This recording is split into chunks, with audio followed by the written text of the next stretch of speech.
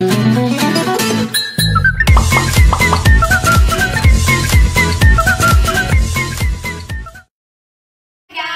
how was your day? Can we ask you something? Can you guys name some social vices in Vietnam? I think you guys have think of some, right? So in this video, we are going to talk about something which is adolescent sexual abuse. Since the society was formed, sexual abuse has always been an issue that's worth the condemnation. And nowadays, in spite of these differences, awareness and actions, this matter haven't been dealt properly, especially among adolescents. First of all, what is sexual abuse and why it affected many people? Mostly in their childhood. Sexual abuse is an abusive behavior, an unwanted activity by one person upon another. These terms also covers child abuse, which is a crime that needs to be stopped immediately, as its consequences make a huge impact on the victim's physical and mental health.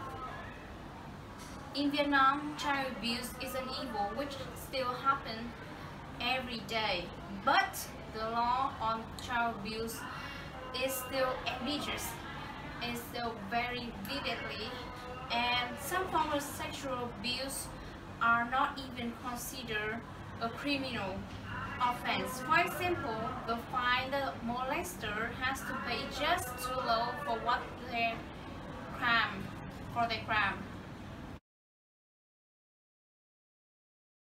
Adolescent abuse does not only include sexual assault, but also physical interaction and digital interaction.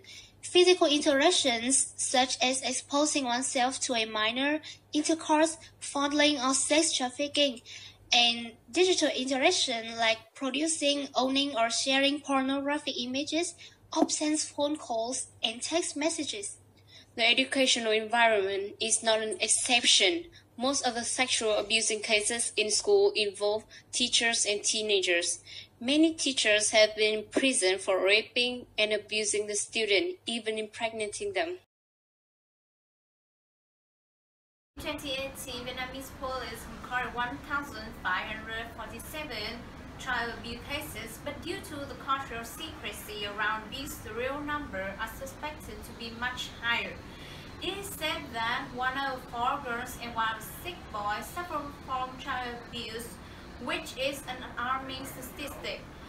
Sexual abuse affects adolescents both on mental and physical health. Lý do đầu tiên là trẻ em đang ở độ tuổi tò mò mà lại tiếp xúc với cả internet quá sớm, nên là nhiều nội dung mà chưa phù hợp sẽ kiểu bị xâm nhập vào đầu trẻ em, là do bố mẹ chưa có sự giáo dục đặc biệt đến trẻ, nên là có thể trẻ sẽ xảy ra những cái tình huống không đáng có ở trẻ em. Trẻ em Việt Nam nó phổ biến là chắc là do luật pháp của Việt Nam nó chưa thực sự chặt chẽ, nó chưa có những hình phạt đúng đắn cho những người phạm tội, nên là tội phạm xâm hại tình dục trẻ em có thể lộng hành mà không lo được bất cứ một cái nguy hại nguy tổn gì đến tương lai. Firstly, children who suffer from this horrific experience receive injuries on their body, especially on their sensitive body part, which causes changes, confusion, and panic for the minor. However, those are not the most serious impact. The psychological harm are the factor that leaves the long-term consequences. The adolescent may suffer from anxiety, depression, and angry outbursts. They also have an increase in nightmare or other sleeping difficulties. They may isolate themselves and become extremely sensitive with sexual language or behavior. Those affect the individual lives dramatically and may take a very long time to recover.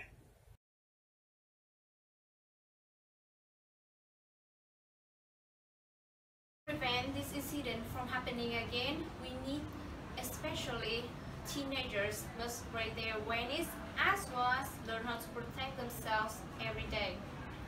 To our way of thinking, besides self-protection, this matter also needs a lending help from the government and non-profit organizations.